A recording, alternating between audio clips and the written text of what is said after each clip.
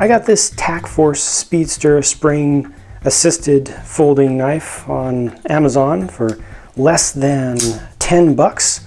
And I feel like I got a lot more than 10 bucks worth of knife here.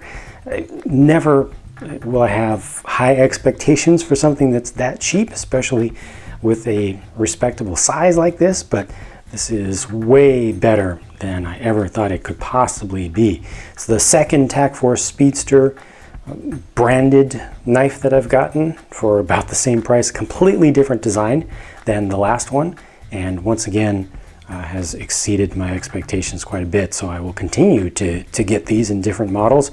The handles are, the handle pieces, the scales are actually aluminum, but they kind of feel like resin just because of the coating that's used on there, but you can see that the coating is already starting to chip off a little bit, so don't expect this black area to wear very well. However, the blade is what really gets me on this one. It's got that rainbow look to it, and a lot of the time blades, especially on the cheaper end, will achieve that by just using paint, you know, some sort of basically a spray on, possibly a powder coating, but just a big old layer of stuff that gets added on top of the material. This is actually heat treated in though. This is very, very thin, just the tiniest little layer. It's actually heat treated into the blade, and they brought it into the frame as well, which is a different material, I believe. It's not made of the same metal as the blade itself, but they brought that all the way back here, all the way back, and it looks good. And the fact that it is actually heat treated, or a heat treatment, to get that look rather than a spray on or even a powder application means that this will not chip off. So unlike what you see over here, this will, you know, it'll scratch through for sure, but it's not going to go away on you the way that some other applications do. And this thing actually feels good in my hand. You know, it feels like it's designed for an adult hand. I can get a nice good grip here, nice accommodation of the index finger. My next two fingers fit right in there well. Even the pinky finger has a good place to go. Thumb has a nice comfortable place to go right here or here or here. So you can get right up on top of the blade like that.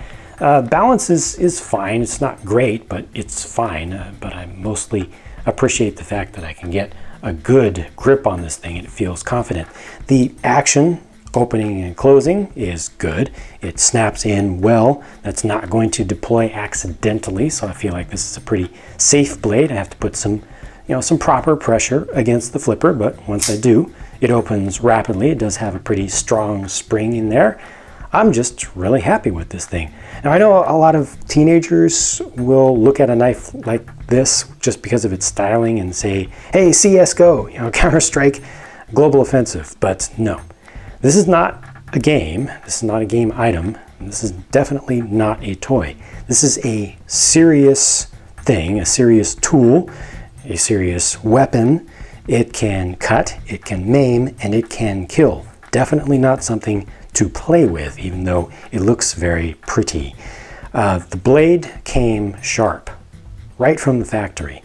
And it has held its edge. It's a hard enough steel that it has not. It's supposed to be just a 440 stainless, but it's a good enough stuff. You know, that's just a number when it comes to these really cheap blades. But this definitely has not relaxed in along the edge and has just shown so far that it's a pretty good quality thing, especially for $10 or less. Standoffs are lined up nicely. They look good. There's no extra flashing. There's no lash in there. I feel like I really got way more than my money's worth with this knife.